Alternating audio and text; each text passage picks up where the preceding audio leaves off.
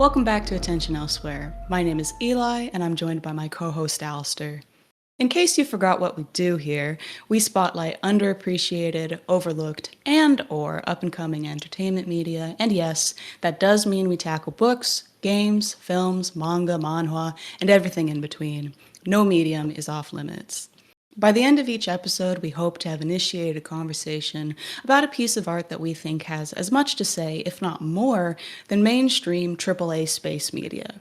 We think it's all worth your attention, for better or for worse.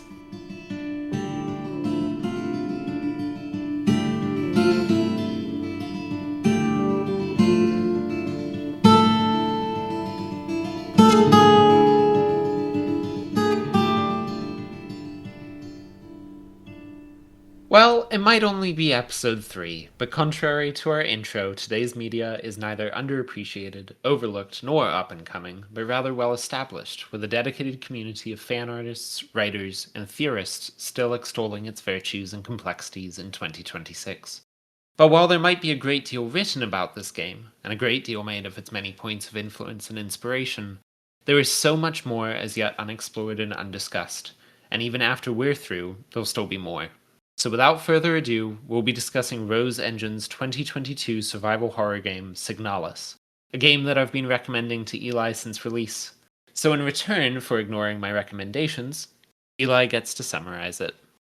Yeah, I find that it is deeply unfair that I regularly give you nice, neat, chronological narratives with firm beginnings and ends, and then you give me Signalis. But, Where's the fun I'll in do my that? best. No fun. Come on. I did really enjoy this game. I will make that clear. I love this game, but I do not love summarizing it. Nonetheless, Signalis must be summarized. Many another creator has summarized this. Creators with far more time, attention, and energy. I will not be doing that. I will not be doing what they do. Not a single summary that I have seen of this game is under an hour, but nobody got time for that, least of all you, least of all me. So I am going to speedrun the events of this game. I am going to skip so much, but if we need to discuss the particulars of anything, then we will provide necessary context. So, without further ado, the bare minimum. Signalis is a video game that is, in every sense of the word, a survival horror. In particular, it fuses the psychological horror elements of early Silent Hill and the resource management of Resident Evil. But unlike those two games, Signalis is set in space, possibly in the distant future, possibly in an alternate universe. I don't think I care. To give you some background into the setting of this world, there was an empire, which I shall call the Empire, even though it has a name, don't worry about it. This empire once ruled over the cosmos, for a fraction of its population broke away to establish their own nation, which I shall refer to as the nation.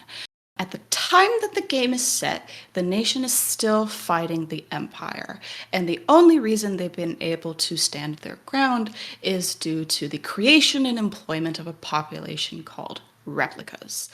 Alongside the replicas, there is a population called gestalts.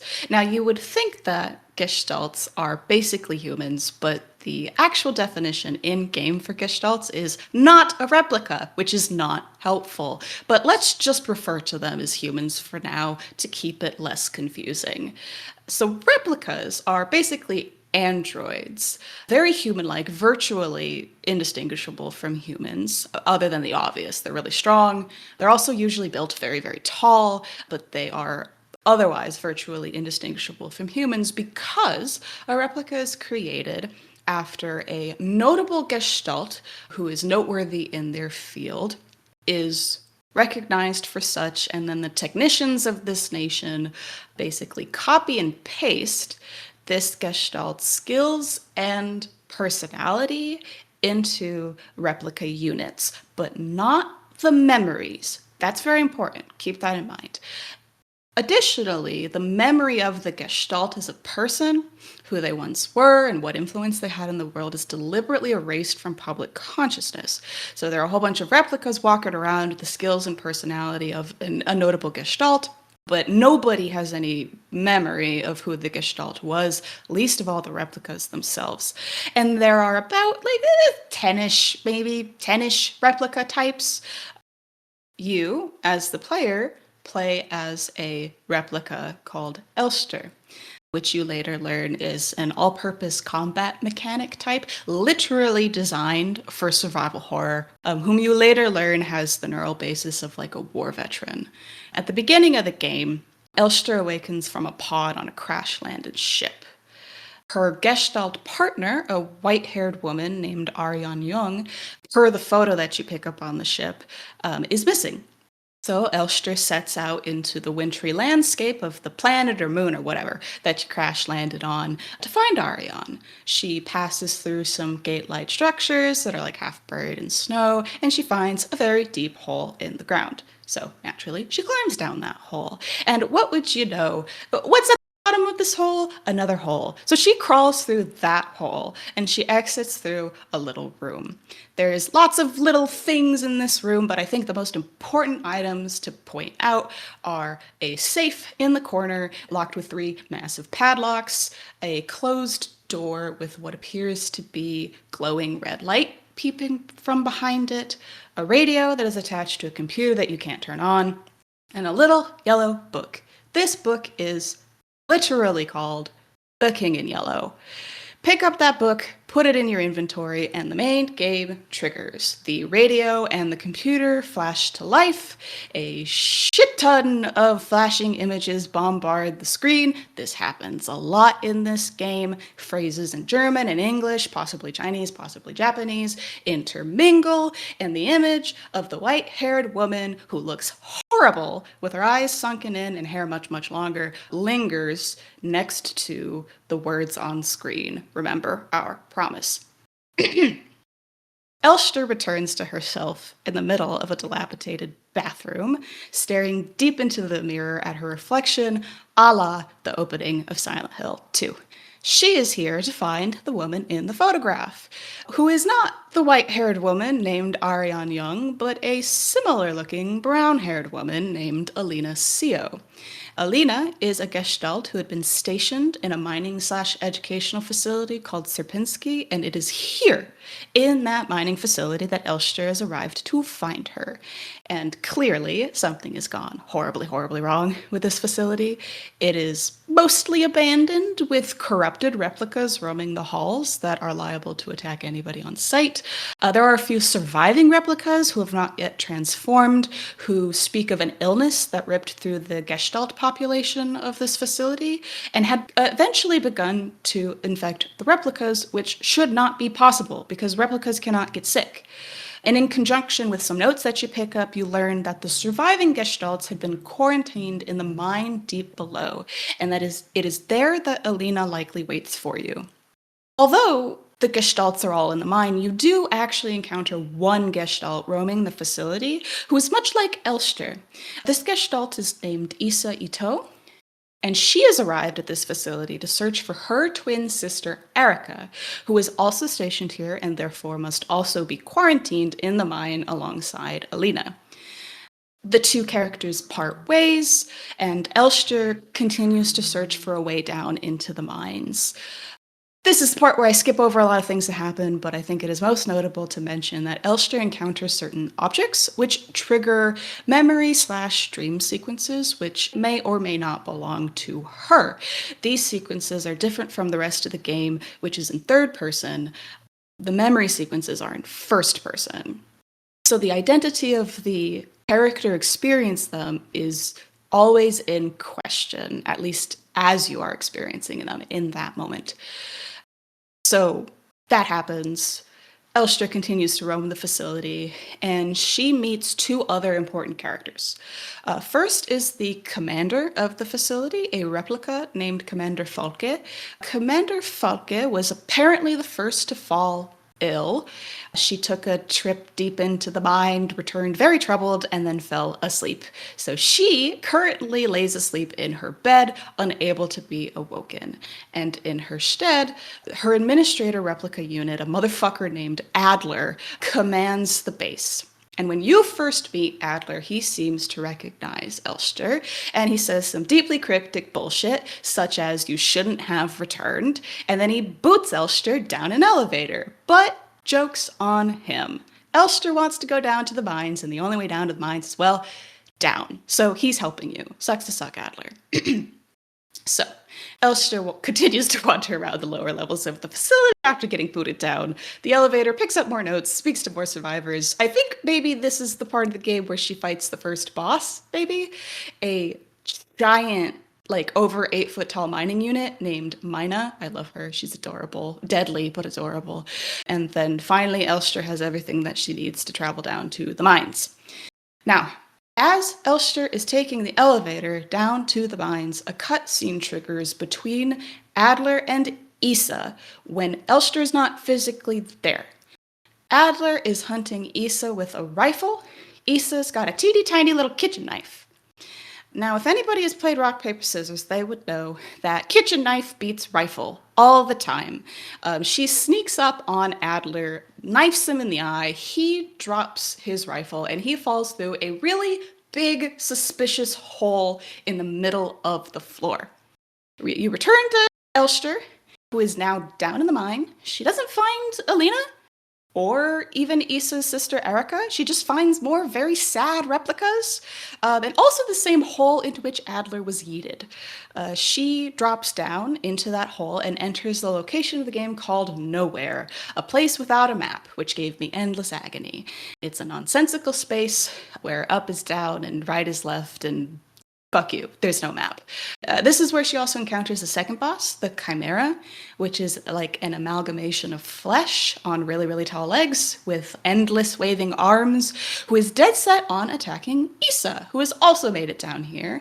Issa grabbed Adler's rifle, shoots the Chimera with her rifle, and knocks herself out because that rifle is not designed for Gestalts. It is designed for replicas who can take more damage. So she's out of commission. While she's out of commission, Elster continues to collect all of the things she needs to open a really big, suspicious door down here in Nowhere, which is one of the many, many, many images that flash across the screen at any point during this game. So she opens this gate, and the final cutscene of the game triggers. On what appears to be a red planet, Elster ascends the same, or what appears to be the same stone steps with that weird stone gateway as the same one that she crossed on the snow-covered planet when she left the crash-landed ship to go look for Ariane. So she seems to be ascending the same stone steps. And on the steps with her is Adler, who says more cryptic bullshit about cycles and his beloved Commander Falke, whom he yearns for, which is only fair, because who can resist a giant woman? Anyway, Elster does not care and keeps walking across the barren red planet until she reaches the crash-landed ship, buried into the ground. She tries to open a hatch to enter it, but the force of which, tears off her arm. She falls to the ground, just lies there in fetal position, and the light goes out in her eyes. Roll credits. Except not really! This is a fake ending. If you start a new game, then Elster awakens in the same pod as the same pod as she awoke at the beginning of the game in the crash-landed ship, except everything is Daijobu. The ship seems to be in good working order, and most notably, Ariane is there, super alive, looking well hydrated, she slept well. And players get hard confirmation that these gals are not merely just pals, and it is bittersweet because we all know that disaster is going to strike this ship. After a cute little scene between the two, we return to Elster lying on the red ground where we last left her, and a white-haired woman literally materializes out of thin air, and text flashes across the screen. I think it's, do you remember our promise? So Elster picks herself up by her bootstraps, successfully enters the ship this time, which is slowly being overtaken by red pulsating flesh. She makes her way to another pod, a cryogenic pod designed for gestalts, different pod that not the one she woke up in, which is like completely overtaken by red flesh. But next to that pod, she finds her own body, or possibly the body of another Elster unit, lying next to it. And she proceeds to loot her own body for parts. She lost an arm, and I guess also part of her chest piece. And then once she has done that, a memory/dream sequence triggers in which the player wanders around in first person on the shores of what is presumably a painting that reoccurs in this game, literally the Isle of the Dead, which is a real painting in real life that I'm sure we will discuss. Whoever's the character in this sequence hops on a little boat next to the shores, streaks of light fall from the sky, and then Elster returns back to herself in the same dilapidated bathroom of the same-ish mining/educational facility, but this time the facility is legit actually just falling apart. Red, veiny, pulsating flesh is consuming it slowly. This time, she wanders around the facility looking for Arion Young, the white-haired woman who has been haunting this narrative. She picks up notes, pieces together bits and clues about this world, about Arion herself, empire spirituality, the nations, whole thing, replicas, lots of things that I'm just gonna skip over. Eventually, she encounters Issa again, who is not doing well. She needs a band-aid, maybe some water and a long nap, but she does not get those things. Instead, she gets despair. She cannot find Erica. She says that there's basically no point in going on anymore, and then she melts into a literal pile of fleshy blood, leaving nothing but an imprint on the floor. Elster spares no time to mourn. She's got a wife to find, so she immediately moves on. And it is strongly indicated that Issa and also her sister Erica might have been dead this entire time. Finally, Elster gathers everything she needs to solve the last puzzle. Puzzle unlocks a hole! I'm not joking. Just try to picture it. Through which she crawls, naturally, and she exits into the same little room at the beginning of the game. All of the same objects are there, but Elster has a new perspective and some new comments about them.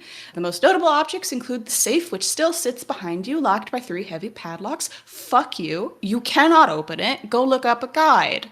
If you pick up the King in Yellow again, you are transported to the final area of this game to fight the final boss.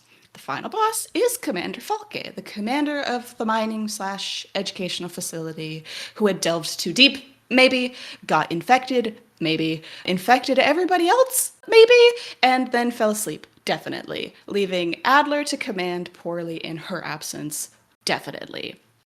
Falke seems to believe that she is Elster, or rather that she possesses the same memories and the same yearning for Arion Young. Once you beat Falke, the actual for realsies ending of this game triggers. Once again, Elster ascends the stone steps of those weird stone structures, and Adler waits for her at the top. Man does not look well. He's like half eaten away by the red flesh, spouting more cryptic bullshit. He seems to be under the impression that Elster is entirely responsible for this time repeating over and over, and the more and more she pushes, the more and more reality is fraying. He is deeply concerned that if he lets her pass this time, that this is going to be the straw that breaks the camel's back and reality is actually just going to shatter altogether. In his possession is Issa's teeny tiny little kitchen knife, but if anybody has played rock, paper, scissors, they would know that gun always beats knife. And so although he stabs Elster in the eye, Elster shoots him with her handgun and he collapses, not dead, unfortunately, but unable to stop her from passing through the gate. Now it is at this point that players will get one of 3 endings, which is determined by their playstyle. For example, how many enemies you kill, how long it takes to beat the game, whether or not you keep yourself at low or full health most regularly, and other factors. There is a 4th secret ending, but fuck you. Go get those 3 keys to open that safe in an ungodly long combination. Look up a guide. So I got the promise ending, and so that's the first ending I'm going to relay. Elster finds the crash-landed ship again, hops inside, and finds Ariane in the cryogenic pod designed to keep Gestalts in like a suspended, half-alive state. Ariane awakens, Elster is very sad and like apologizes, I think, for not being able to keep her promise. And Ariane basically begs her to end this cycle and like murder her. So Elster is a good wife and listens to and respects her wife's wishes and therefore suffocates Ariane and then collapses against Ariane's pod. The light goes out in her eyes, the game ends.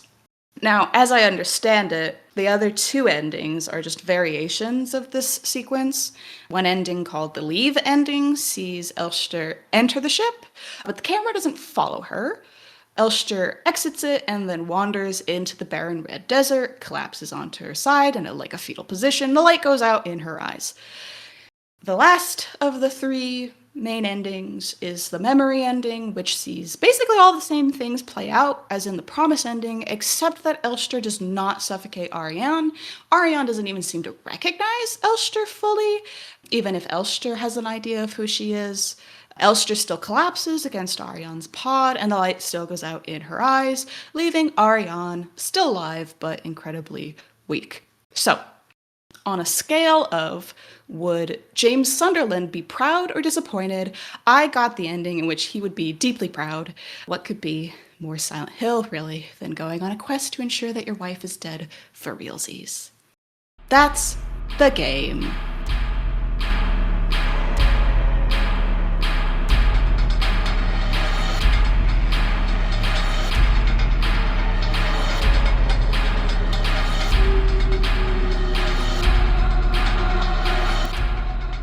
I don't think it's even worth asking, what did I miss? Because I missed a ton. So I'm just going to ask, what do you want to pick up on? Where do you want to go from here? Or what did I get wrong? I mean, okay, so first off, well done. That was a remarkable summary for how short it was. Given Thank you. the complexity of this game, it is shocking in its own right that you managed to condense it to something as manageable as that. There's a couple of moments I think you might have had facts a little off, but I just want to go back through and make sure that we're on the same page before we delve into the actual meat of this. First of all, the big one is that as far as I understood it, replicas existed prior to the founding of the nation. Because the first replica, i.e. Falca, is based on the neural archive of the Empress. Which is such a recipe for disaster. Where the would you put the neural archive of your chief enemy in charge of all of your facilities and all of your little baby replicas? Yeah. So the thing that I'm struggling with maybe a little bit is whether replicas existed prior to the nation or if they come into being with the nation. Because bioresonance, which is what is used to transfer personalities onto replicas, comes from the Empire and is a technology that is not well understood beyond a small handful of people. Am I correct in that? I feel like there is not enough evidence to either support or reject the theory that replicas existed prior to the existence of the nation. Valid. All of the notes that discuss bioresonance and the creation of replicas are from the perspective of the nation. Yeah. I feel like the only thing I'm confident in is that bioresonance existed prior to the nation. That is true, definitely. Because there's at least a note that says that the Empress was basically the most powerful bioresonant, and so used that to control a population. The Empress, and as I understand it, general empire philosophy and spirituality had a very different view of bioresonance as kind of like a divine gift from the cosmos, of which the Empress herself was their best ambassador, I guess. Ambassador of the cosmos. And the note that mentions this concludes with disbelief, because it's written from a perspective of a nation writer. who concludes with something to the effect of, well, if the Empress was so powerful and if bioresonance is actually how the Empire describes, then why was she and the Empire like so easily overthrown by a great revolutionary and her daughter who did not have bioresonance, at least according to this note. Speaking of the Empire and the nation, while I think it's good to simply break them into those two terms, because it gets more confusing if we add their title to it, I do think it's important to expand on them a little bit and say that so the Empire was called, I think it's the Yuezhan Empire, which is a combination of like Europe and Asia, so it's Yuezhan. The nation is also called the Yuezhan Nation. So the two share a lot of commonality, including their title. I don't think that's necessary to how we talk about them in general, but I think that there's a point later on where that's going to be important. And to build on that a little bit, just to give us a quick history, when the nation separated from the Empire retreated to, I think it's 3 planets within the inner solar system, and then the nation itself stretched to the stars and took over several planets of the outer region, and they've been sort of locked in conflict since then. The other notes that I have that are important, do we want to talk about where the first-person segments are from, or do we want to wait on that? Because we know whose memories at least 2 of them are. Let's dive into the first person sequences because I feel that this will form the basis for much of our discussion henceforth. So maybe before we do that, let me get out my other couple of quick points and then we can Do so. come right back. Which is that when Elster, or whoever it is in one of the first person sequences, they're not wandering the Isle of the Dead, the painting, the Isle of the Dead, they're wandering the shores of Oblivion, which is another painting relatively similar, but I believe a different artist, and is similarly a painting that comes up throughout the course of the narrative. And another point that's worth making there is that when Elster is picked up by a boat, that boat seems to be the one from the Isle of the Dead. Do with that what you will. The Isle of the Dead, painted by Arnold Böcklin, was based off of an earlier painting he did with the same landscape, but absent the figures on the boat. So, as I understand it, on the Shores of Oblivion, that's still a separate painting, separate artist. Yeah, so Shores of Oblivion is by, I think it's Eugene Bracht. And then Isle of the Dead by Böcklin has, it's something like 6 versions. He repainted it several times. And so there's no singular version of it. But the confirmation, just at least on what we're walking on in one of those, in that it is definitely Shores of Oblivion, is because of the cliff structures that we walk towards at one stage, which shows these 2 giant monolithic pillars. Don't know how important that's going to be, but I just want to draw that one into the conversation as well.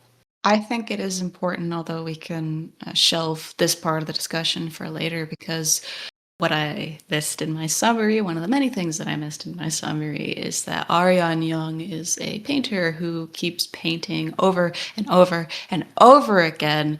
I don't know anymore. Maybe it was the Isle of the Dead. Maybe it was the Shores of Oblivion. Maybe it was both. I don't fucking know. But actually legit just painting this real painting, plural, in the game.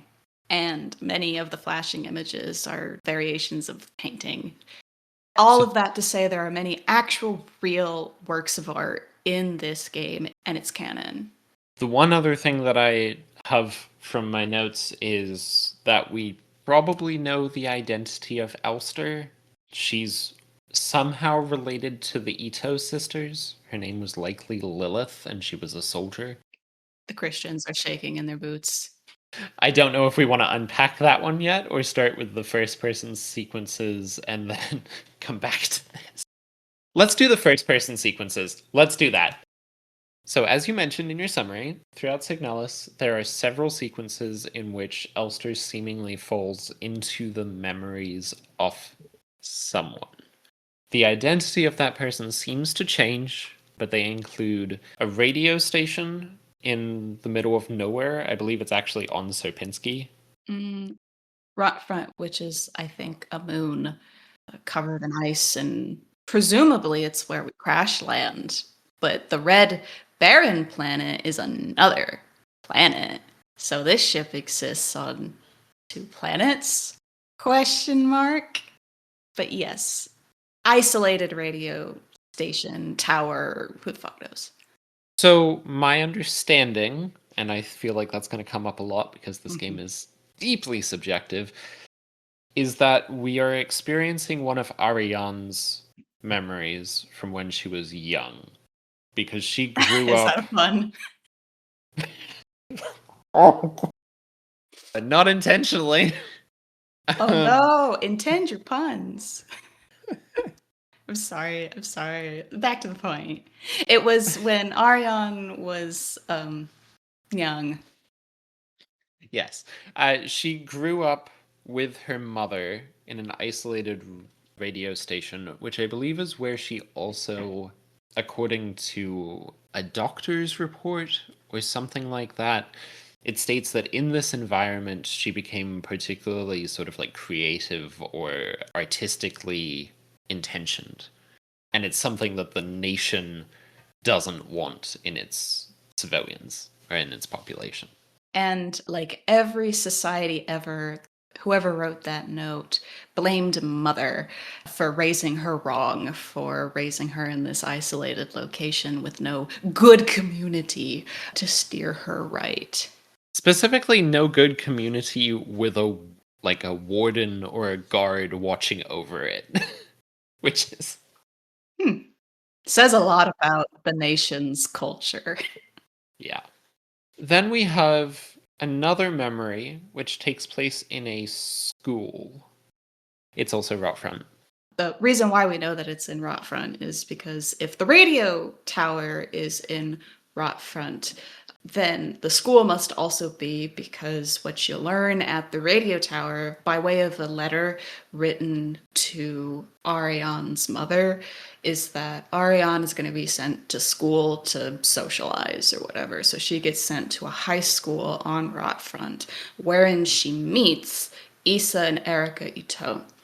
And in the memory sequence of the high school, we see a white haired girl getting bullied behind closed doors, and it is very strongly implied that the person to whom this memory belongs is Issa, in part because the person to whom this memory belongs, like, says to herself at one point, like, I gotta go find Erica. It's almost certainly Issa whose memory this is. Absolutely. And then we have multiple memories or experiences that take place inside of paintings. This might be a big stretch, but as I mentioned in my summary, one of the last sequences on the shores of this painting sees whoever hop onto the boat and presumably leave. But as they are leaving, streaks of light fall through the sky. There is a note somewhere in this game, I don't remember. There is a note in this game that talks of a blockade against one of the planets. I think it's, I don't know how to write. Venetian? I don't know. It's the ocean planet from which the Ito family hails. The planet whose accent the Elster units seem to evoke. The note speaks of a blockade, part of the Empire, against this planet, wherein they were basically starving the citizens, and the way that they were preventing nation ships from getting food in was by pelting their ships with missiles. And I think the note even described what the missiles looked like streaks of light. So whoever, I mean, maybe this memory sequence is a bunch of memories all jumbled together, possibly, but we could theorize that whoever is on the shores here is a character who was on that planet during that military campaign. I hadn't actually thought of it that way. I have my theory. If you want to keep going, go for it. I mentioned only briefly that a note reveals the neural archive off which the Elster units are based. The Elster units are based off of a war veteran, maybe, just a soldier, actually. I don't even know if this soldier survived to become a veteran who was stationed on Venetia. I really need to know how to pronounce this. This is going to be the most important planet name, actually. It's Veneta. Veneta?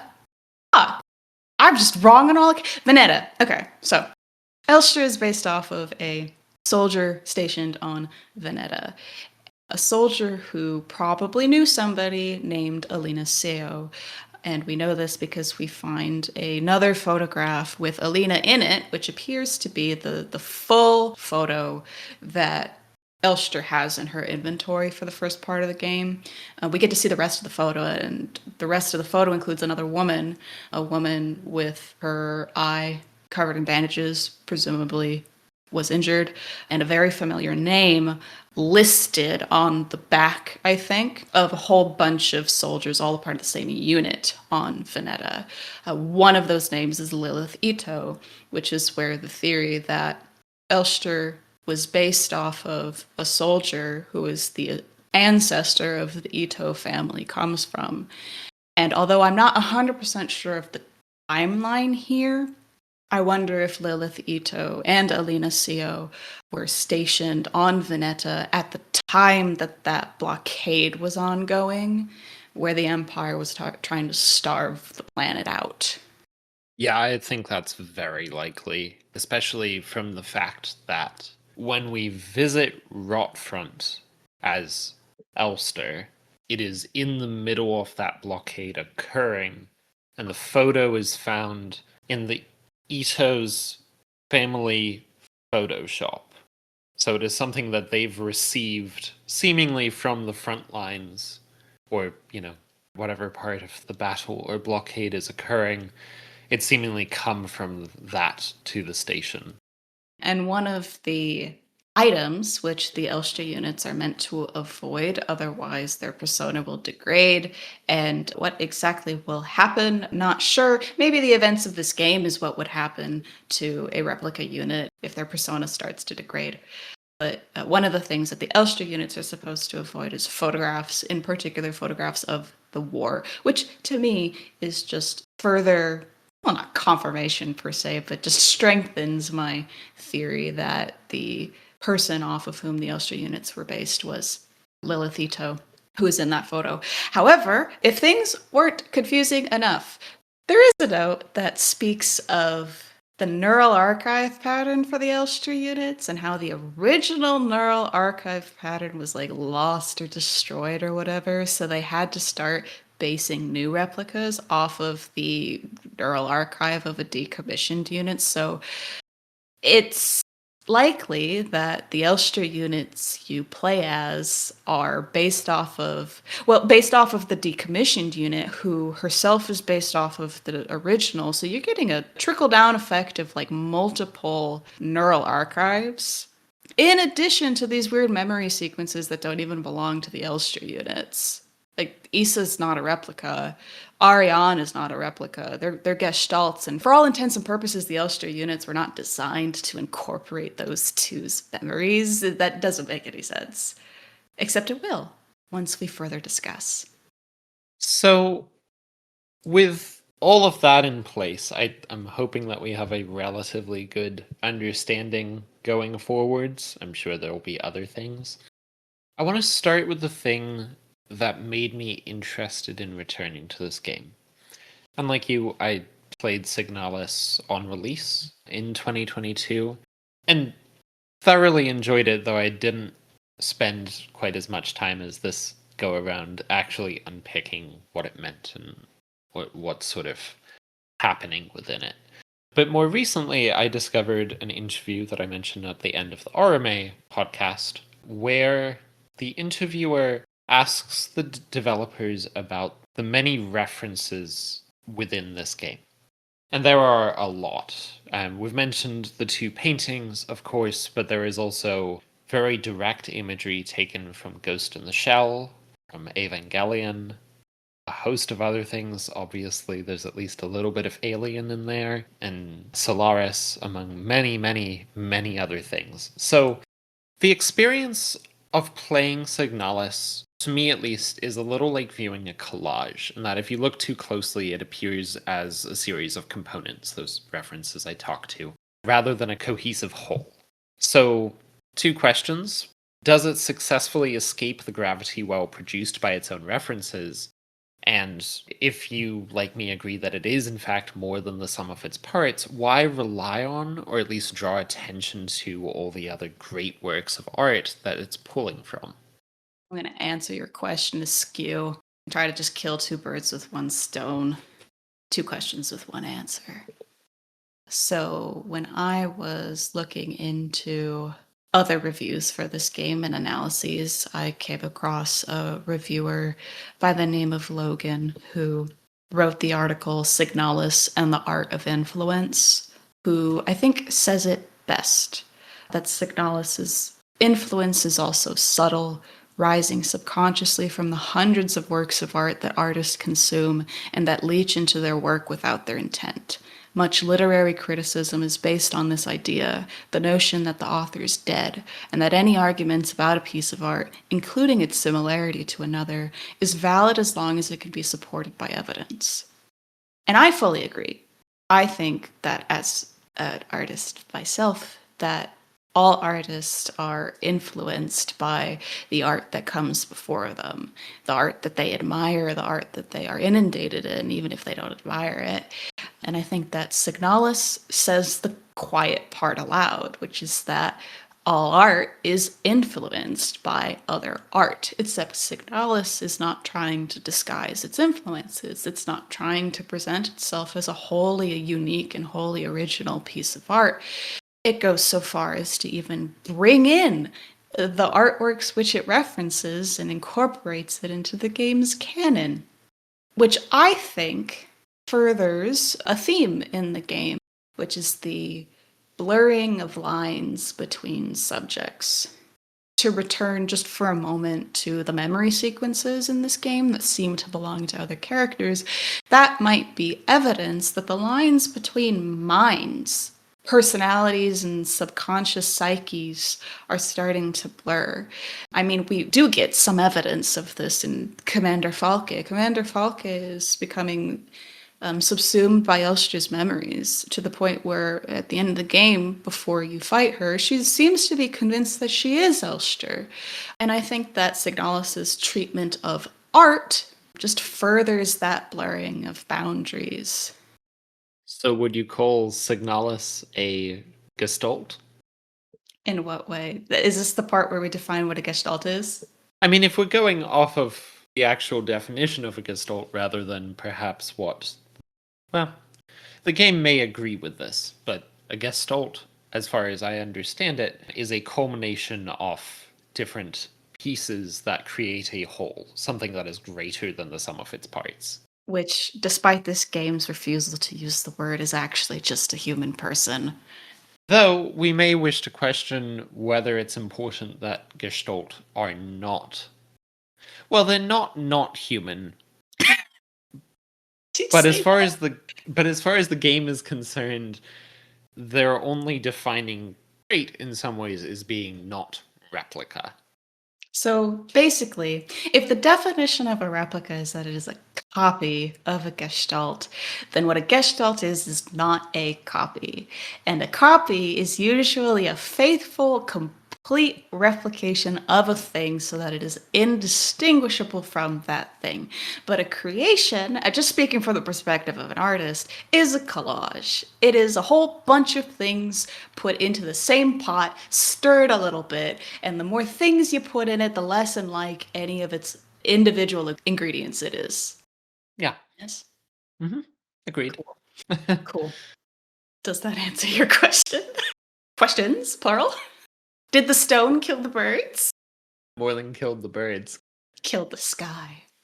Killed the sky as well. Okay, so Signalis is a gestalt, is really the takeaway. I think I maybe want to return just a little bit more to the idea that boundaries between psyches are also starting to blur. A major question that you could just ask if that is why?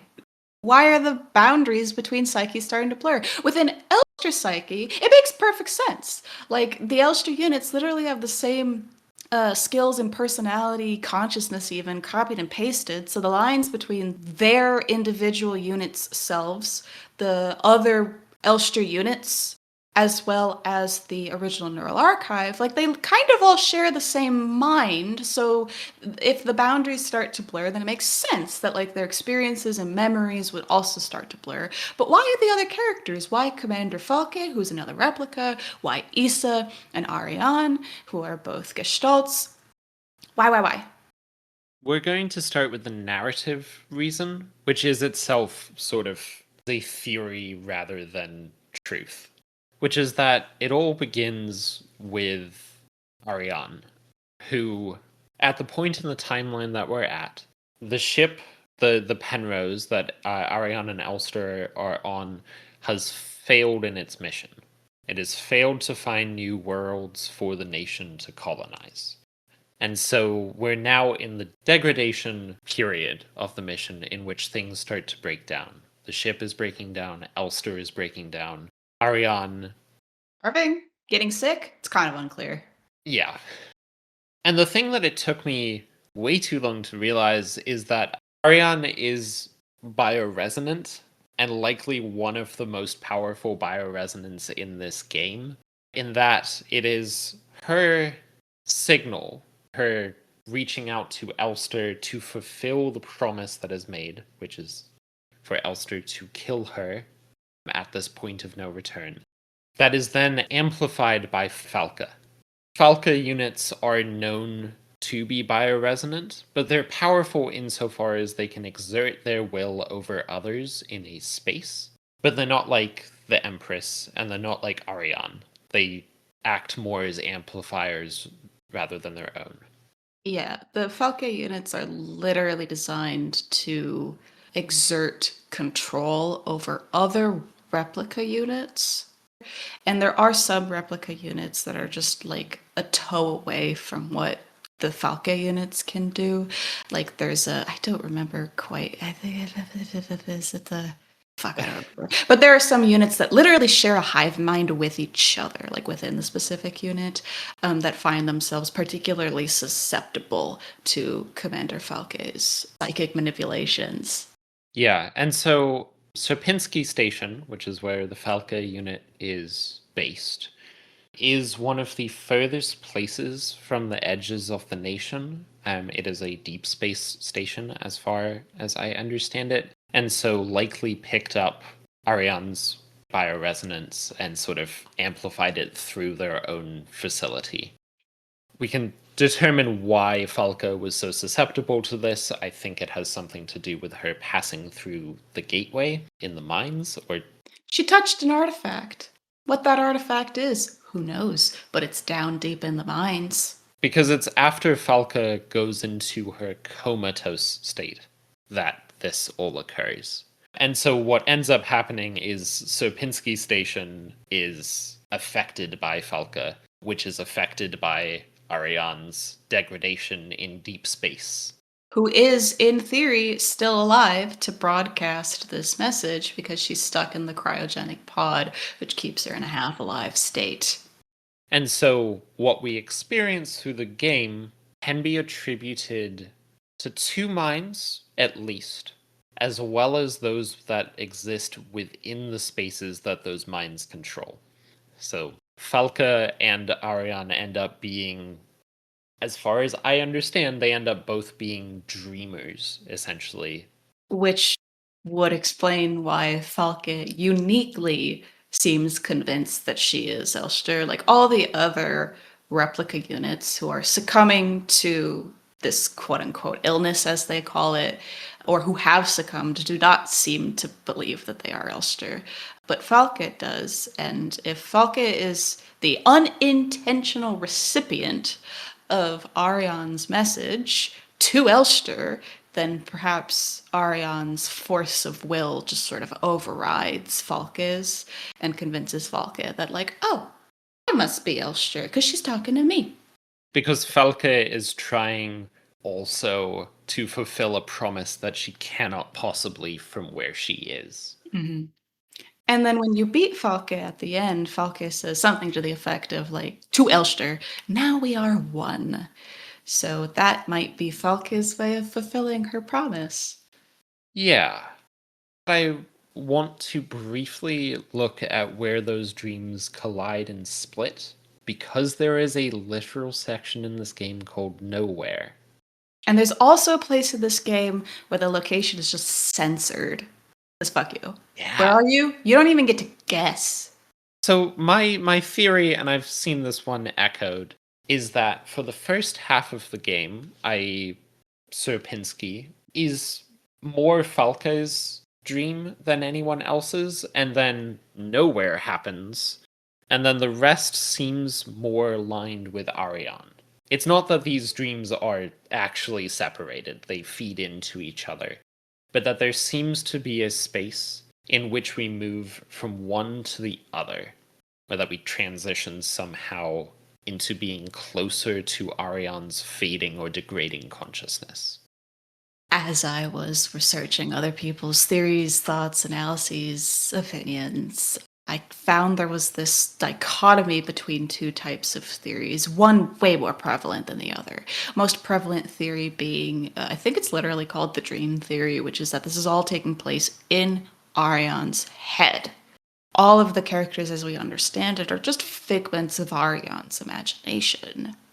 The other theories were a bit more scattered, but largely interested in treating this game literally, of which there were far fewer. However, the dream theory rests upon Arion being bioresonant to explain why she's having this extended hallucination, which maybe that's the intent of the game, but like in reality, no, you don't need to be special to hallucinate things as you're dying. Like that's just normal, actually.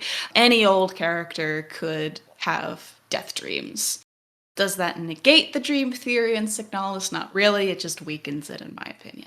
But I think that what is happening at every stage of the game, but especially in the beginning, is actually happening. In part because of the way that replicas are designed and their relationship to gestalts and the nation which contextualizes them. As we've already established, the replicas are designed to be akin to a hive mind, wherein the downfall of one could absolutely result in the downfall of them all, especially if the first to fall is a character as powerful and influential as the Commander Falke. But that doesn't explain the gestalts. Like, why are the gestalts also kind of going nuts? Like, why are their bodies seemingly disintegrating? Like, why are they succumbing to a quote-unquote illness as well? And I think it's because Arion is proof of this, but like there are a couple of notes that mention that when creating the replicas, like they really are just taking a gestalt and then amplifying what gestalts can do, like just gestalts to the fourth degree or whatever. So everything that a replica is capable of, in theory, gestalts are also capable of, but to a lesser degree. If replicas have a kind of a hive mind, then so do gestalts, but to lesser degree. So Arion's signal broadcast so far and strongly due to her exceptional bioresident abilities could absolutely, in my opinion, infect everyone. I think I like your theory better, wherein it starts with Falke and then spreads to everybody else. But I had originally theorized that Arion's signal was cast blindly and that it entrapped everyone who was listening, because much like a signal on an airwave, like you can't actually control who hears that. Whoever hears it is who has ever tuned into the channel. And if everybody in Sierpinski is tuned into the channel, then everybody hears it. However, that doesn't account for Falke's unique position, which is why I like your theory better. I think there is actually credence to your theory. As much as there is to mine in some ways, because of the 3-note musical cue that both begins this game and is in the menu theme and is repeated across the course. Those 3 notes do not themselves exist in a vacuum. They're called the 3-note oddity, and it's taken from Cold War numbers stations. The TLDR essentially is that throughout the Cold War, and even before then, we have sort of dating back as far as radios have been a thing, is that there were stations that broadcasted a set of numbers to coordinate with or speak to forces within their control. So spies, soldiers. It was ways of masking communications. And so, as I said, I believe there's credence to your theory in some degree because of this, because that 3-note oddity is what begins the game and what seems to be Ariane's message being broadcasted. We're the ones that experience it, of course, because we're playing Elster and she's the one that picks it up. But that, at least during the Cold War, that could be tuned into by anyone. That could be heard by anyone. It just couldn't be understood by all but a few. To what degree Ariane, the character, understands this is unclear, but she did grow up in an isolated radio station where I think it was her mother's job. I think her mother was still a part of the military at the time. It was her mother's job to broadcast messages over the radio like this.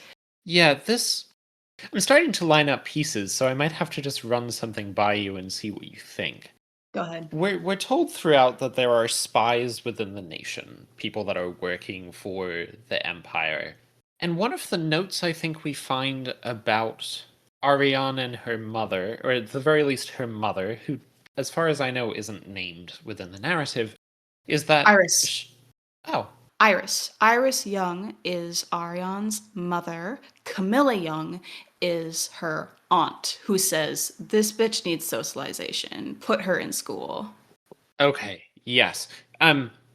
I have a theory, and I don't think it necessarily matters to the overarching narrative, that Iris was a spy or at least a dissident from the nation. I think this is proven literally by them having a copy of The King in Yellow, which, as far as I can tell, is forbidden within the nation. Yes, it is explicitly described as a piece of like imperial fiction, which was confiscated from the Ito families. No, was it their bookstore? Somebody has a bookstore, and it was confiscated from that bookstore before Ariane could read it.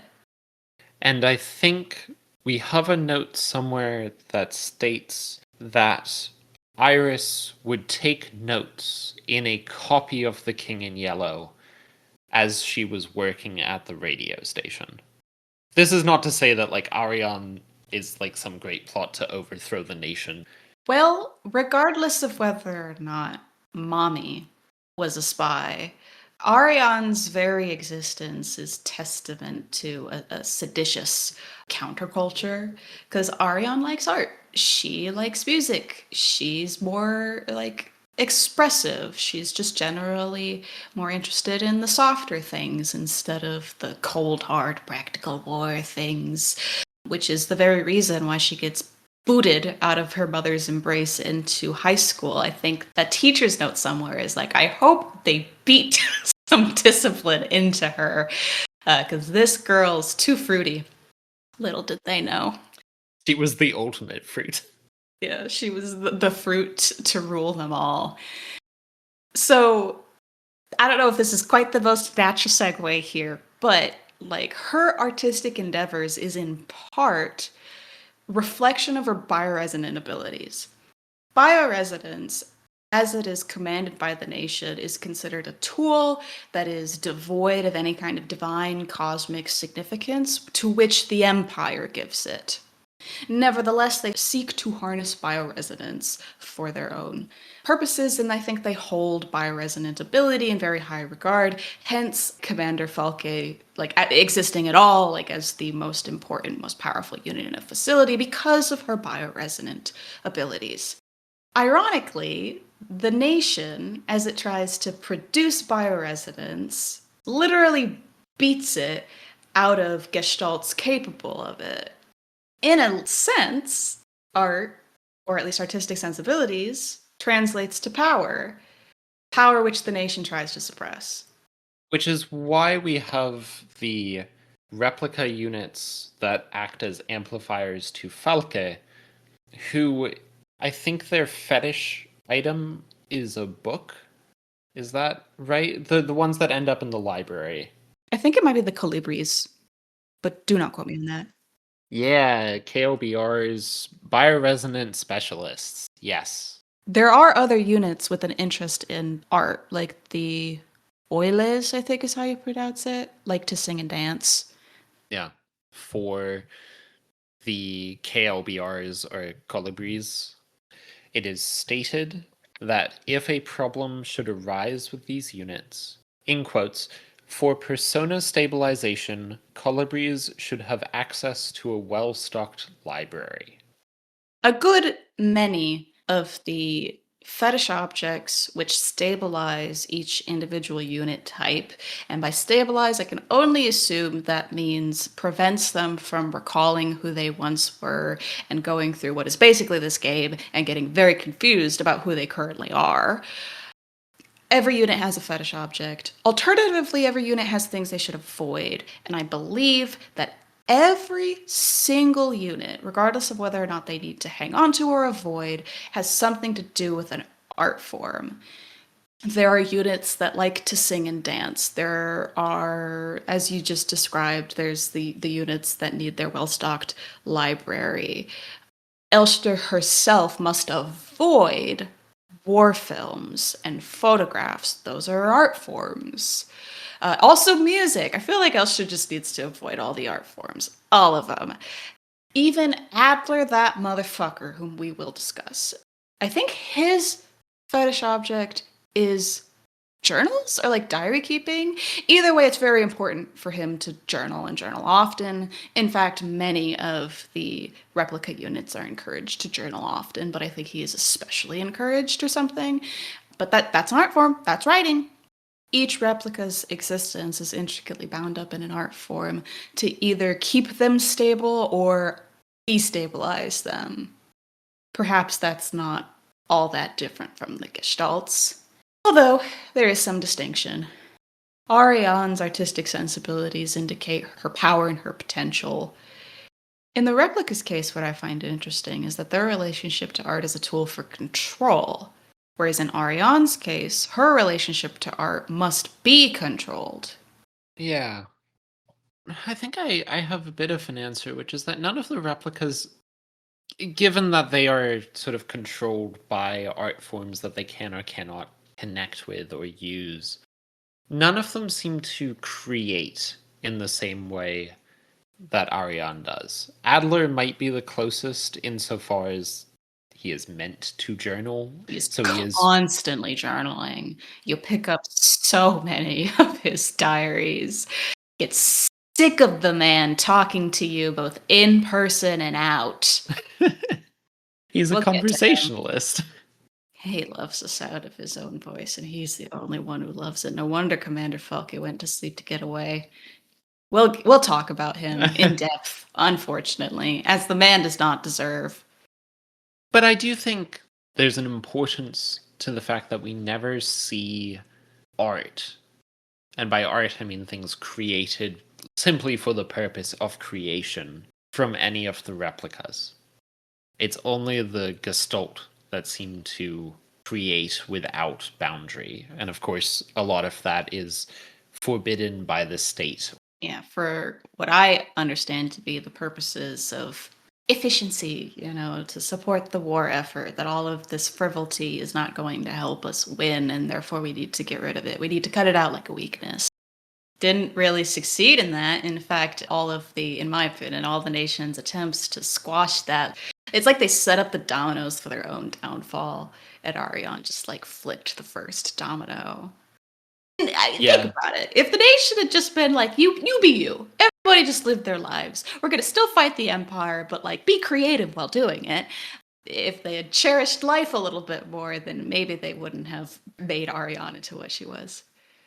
And I feel like this feeds back into our conversation from Orome, in which Signalis takes place in a post-revolutionary landscape. There was a revolution. It was successful. the nation was created, but now freedom is this immortal and impossible dream. It's what the nation was founded on, freedom from the empire. But the nation seems to be replicating the same control as the empire did, as war continues. So if Signalis is a gestalt, then the nation is a replica. Perhaps an alternative connection. If the empire is a gestalt, is the nation its replica? Yeah, I think that fits. So, do we want to discuss the form of the Government. nation's government? Yeah, let's do that. Let's bring that into discussion because that is one of the chief elements of this game that excited me to discuss. And as for the other things that I want to talk about, we'll get there because it's Adler. It's Adler.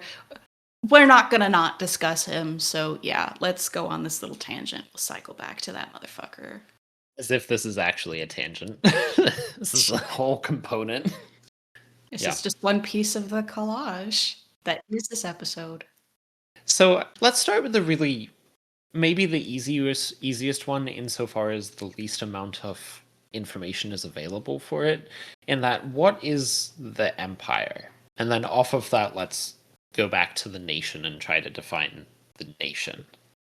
As I was researching the Isle of the Dead, which apparently is not the same painting as the Shores of Oblivion, I found that the painter was prominent during a movement called the Symbolist movement, which was characterized by a desire to create from the imagination, assemble images from different sources and create new works from them, but also to look back nostalgically to a pre-industrial Europe, wherein what they term a divine order was prevalent instead of science and industrialization. And that characterization, although I'm not disagreeing with the facts or its accuracy, that characterization rubs me the wrong way a little bit, because even if industrial society sucks, well, pre-industrial society also sucked, just in a different way. And I think the very term divine order encapsulates how it might have sucked, which is, the order, divine authority supposedly bestowed upon individuals who could then do whatever the fuck they wanted because divine authority was bestowed onto them, which often resulted or led to any flavor of authoritarian society, which I feel is accurate to ascribe to the Empire in Signalis. The Empress is bestowed with the divine authority from the cosmos per her bioresonant abilities. The notes discussing Empire philosophy and spirituality as, in the Empire's eyes, being a gift from beings in the cosmos. Clearly, the Empire was restrictive enough to inspire rebellion. I'm not disagreeing with the nation's suffering under the Empire. As a possible metaphor for the relationship between original and copy, the Empire, it makes sense to me, literally chronologically comes before the nation, much like how the age of divine order, at least in Europe's history, comes before industrialization, which typifies the nation. The nation is industrial. Literally, they're just popping out replicas left and right. They are very cold, very fact-based, science-based, no room for creativity, art, or emotion, and certainly not God. We don't do that here. Does that answer your question? Even slightly? No, I think it does. I think the nation, I agree with where we've sort of started with that. But for me, I think the point of reference that is important to bring into this, I believe we've already mentioned that the developers are at least German based. And so the nation seems to be a reflection in a lot of ways of the GDR, or the East German nation that formed post-World War II and lasted until 1990. This we can actually see in the flag design itself, the colors used, even the way that the symbols are placed, that it feels very close to the GDRs. And the quick and dirty is that the GDR was basically a Soviet satellite state that became known as an authoritarian power, even if it pretended via its name, calling itself a German Democratic Republic, to be a democracy. My research took me in a totally different direction, a direction which is probably less accurate. I was just going to add the planet names are particularly fascinating to me. If we check the planet names, at least the three that form the inner sphere, i.e., the Empire, I believe it's Buyan, Veneta, Kitse. Unsure on that last Do one. not know.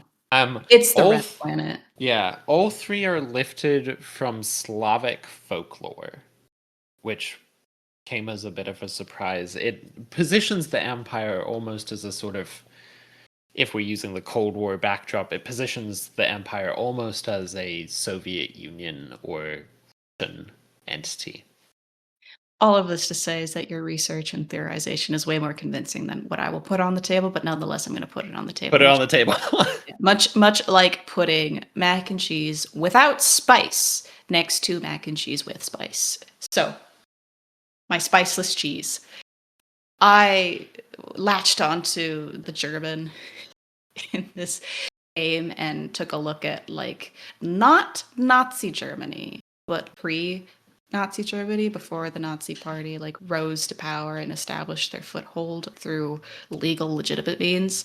And one thing that I latched onto was the party's struggle to define what kind of ism they were, and the way that they deliberately fused socialist language with broadly anti-socialist language in order to garner as much support as possible from the lower classes that were more receptive to the ideals of socialism than not. But ultimately, socialism was never factored into their goals, is that it was merely just the language that they used to garner support.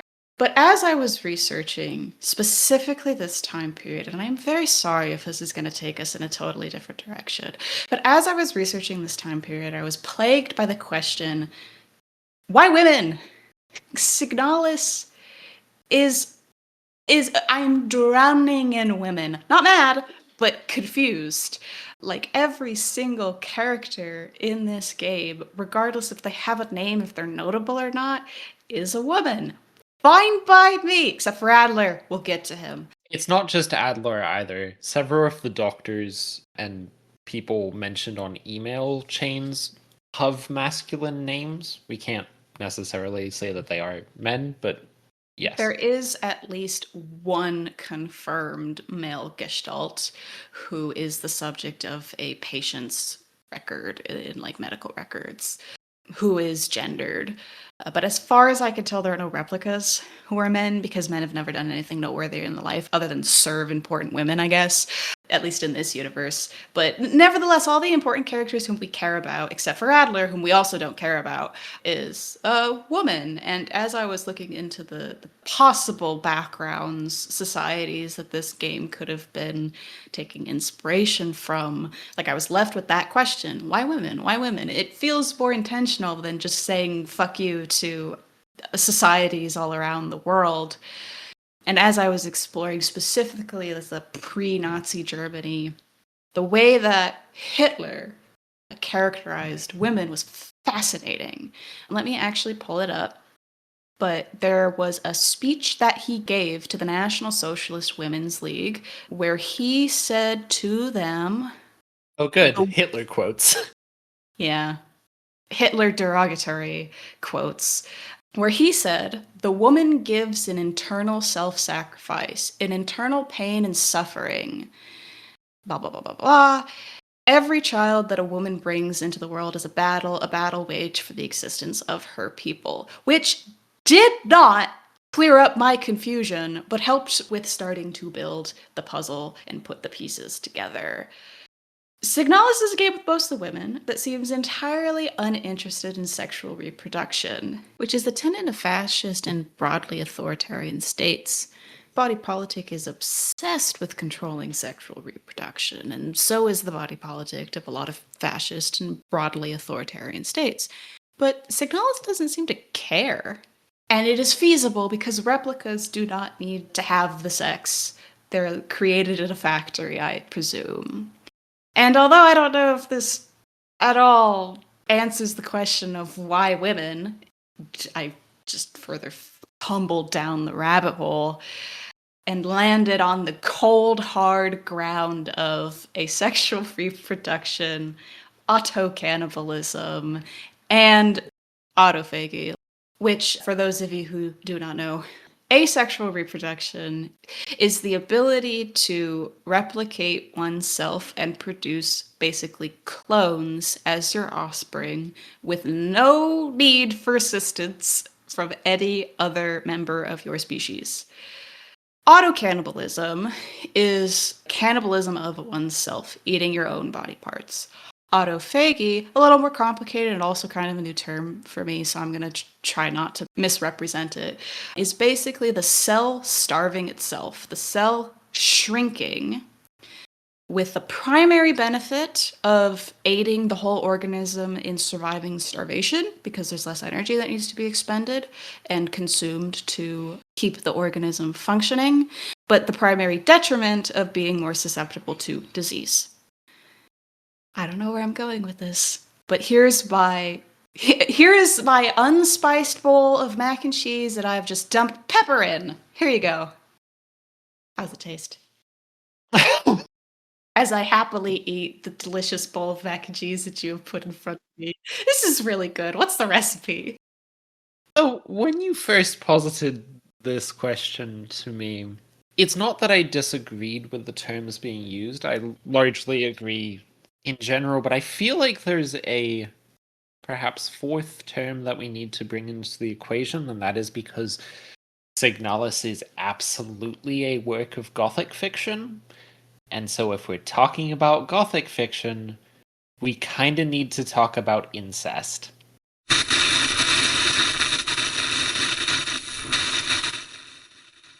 Oh, did we say that we were going to talk about incest? Hi, this is future editing Eli here, ready to ruin your day. Our recording ran over about 3 hours long, and although some of you can sit through 3-hour-long analysis videos of Signalis, we're not going to do that to you. So I guess we're going to see you all in the next episode in which we actually talk about incest. Bye!